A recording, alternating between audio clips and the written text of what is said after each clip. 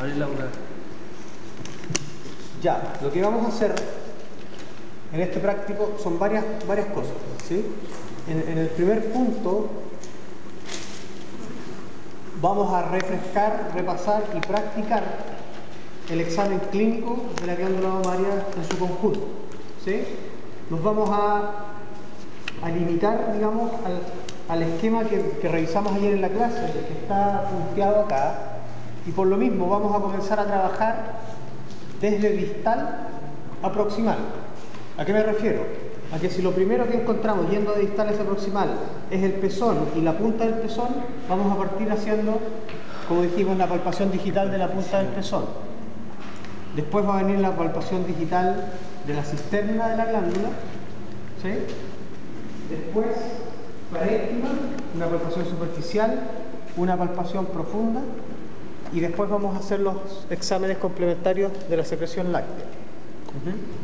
Entonces, yo quiero que cada uno de sus mesas, yo me voy a ir moviendo de mesón en mesón.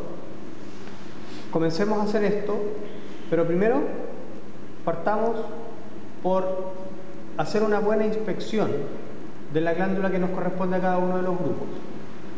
Acuérdense de todas las características que dijimos ayer que nosotros podíamos determinar a través de la inspección. Conformación general, obviamente aquí vamos a tener que obviar ciertas características, pero me refiero a, no sé, revisemos bien los pezones, hagamos una buena inspección de los pezones, del parénquima, tratando de evidenciar alguna lesión que no sea obviamente producto del proceso de la matanza del animal, suciedades, aumentos de volumen, cambios de coloración, presencia de secreciones, dolor, asimetrías muy evidentes entre cuartos, pezones supernumerarios, papilomas, etcétera, etcétera. Hagamos una muy buena inspección de toda la glándula mamaria y después de haber hecho la inspección comenzamos a realizar el examen. ¿Cuál era el objetivo? ¿Cuál era el objetivo de realizar la palpación digital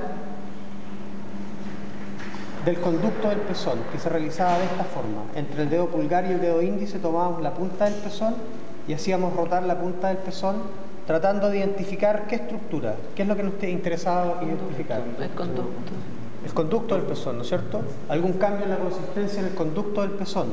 Y yo les dije que lo que íbamos a identificar acá, con este examen, era básicamente, si es que podíamos identificar algo en un estado, digamos, normal, sería básicamente como si comprimimos, claro, como un grano de arroz a medio cocer. Esa fue la definición que vimos. Traten de identificarlo, traten de comparar. En algunos pezones se identifica más fácil que en otros.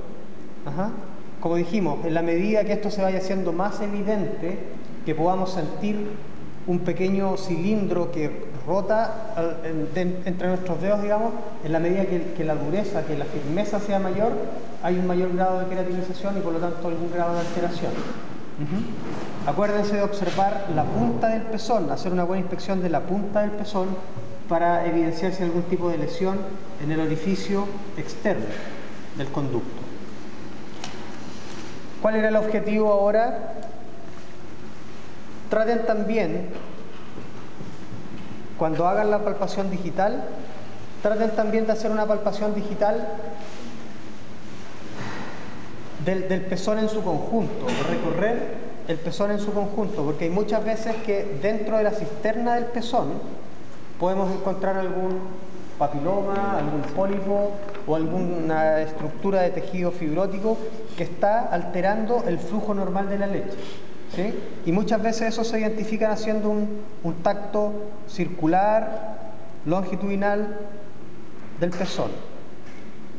Posteriormente vamos a pasar a hacer lo que dijimos que era la palpación en la base del pezón, una palpación digital relativamente profunda, tratando de identificar ese anillo fibrótico que separa internamente la cisterna de la glándula con respecto a la cisterna del pezón. No es algo muy evidente, pero si tratamos de ir haciendo el recorrido completo de esta circunferencia, podemos identificar en cierta forma la viabilidad de la misma, y sobre todo en casos en que hay alguna estructura, algún tejido cicatricial, tejido fibrótico, tejido conectivo alterando la estructura normal, la podríamos identificar de esta forma. Luego, lo que aquí no va a ser muy... no presenta obviamente las mismas características de un animal in vivo, digamos, pero vamos a de todas maneras tratar de ejemplificar lo que dijimos en cuanto a la palpación superficial, ¿sí? Con el dorso de la mano yo comparo el parénquima de distintos cuartos, ¿sí? Lo que estoy tratando de identificar son cambios de temperatura. Esta parte de la mano, del dorso de la mano, es más sensible a la temperatura que la palma y por lo tanto, utilizando el dorso, trato de identificar cambios de temperatura. La palpación profunda, nosotros dijimos que consistía en lo siguiente: introducir una mano en el rafe central que separa los cuartos derechos de izquierdos, ¿sí?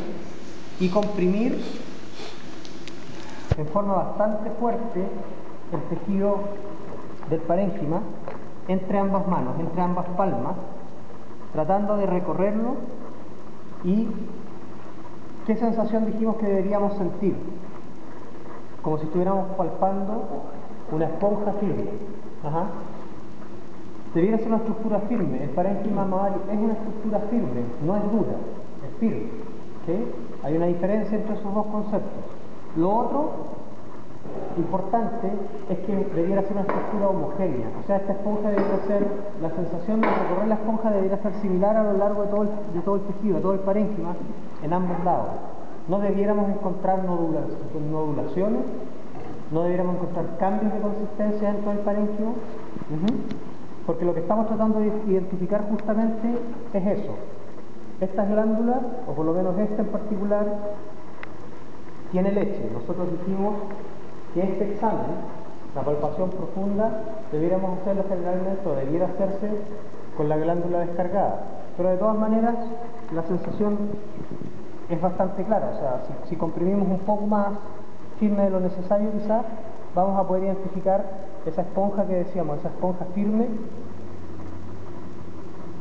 recorriendo el parénquima, y pueden comparar un cuarto y el otro, y todos los que tengan disponibles en esa glándula.